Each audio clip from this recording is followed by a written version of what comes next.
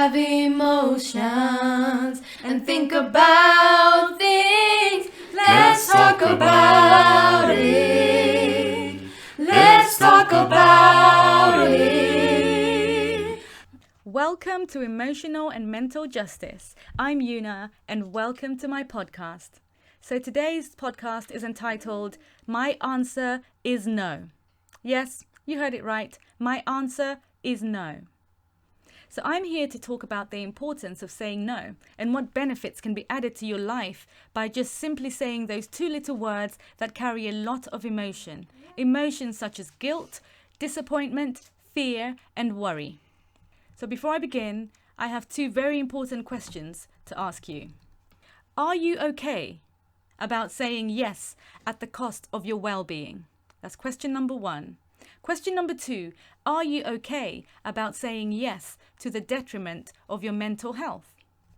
If your answer to those two questions was no, then why not just say no? Saying no to certain things gives you peace of mind, and I'll let you know how. Because it helps to declutter your thoughts, allowing you to place value on the things that you opt to do, which in turn positively impacts your emotional and mental well-being. Just having the space to breathe and think without a congested mind, that limits stress.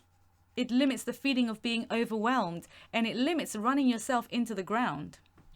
By being unable to say the words no, you will potentially be missing out on precious moments of your own life, as you may find yourself doing things that you would rather not be doing.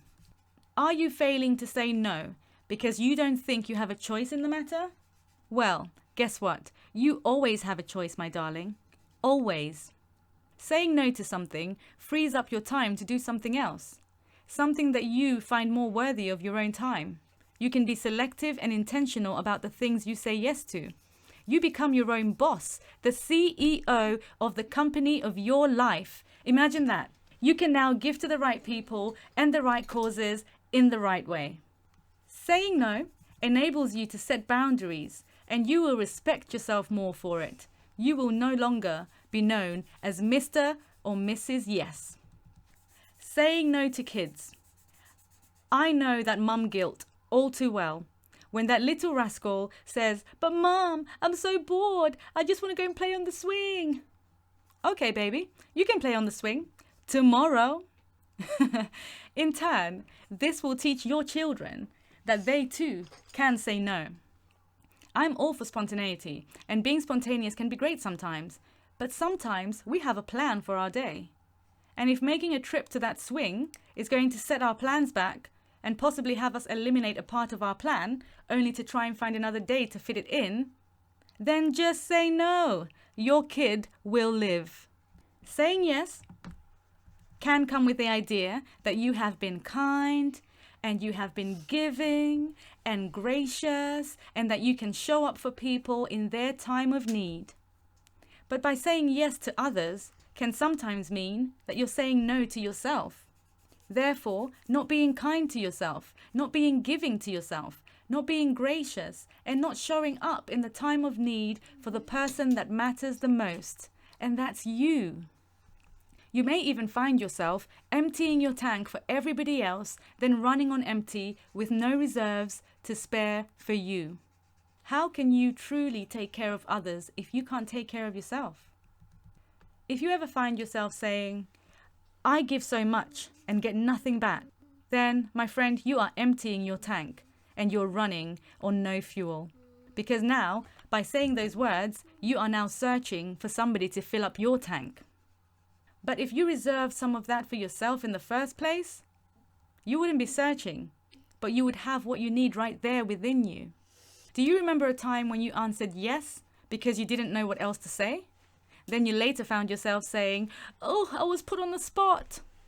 You don't have to know what to say. You should have just taken a step back to think. Listen, they didn't put you on the spot. You put yourself on the spot. You played yourself. You had a choice. And one of the choices is always to say, "Let me think about it and get back to you." And also, you don't have to apologize for saying no, because you have done nothing wrong, and you don't have to carry guilt for it.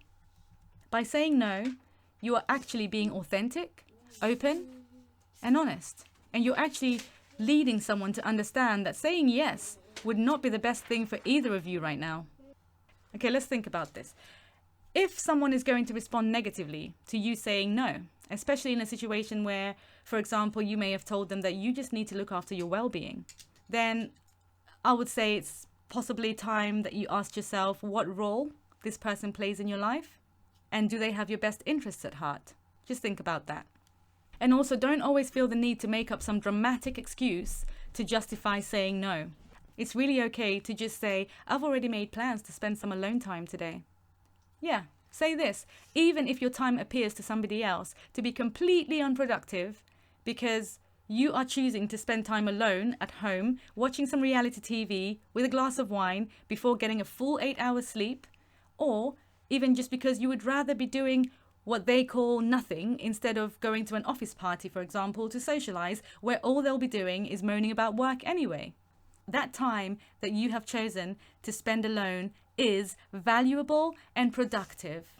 Thank you for listening. Now go ahead, go and say no to somebody. You'll have emotions and think about things.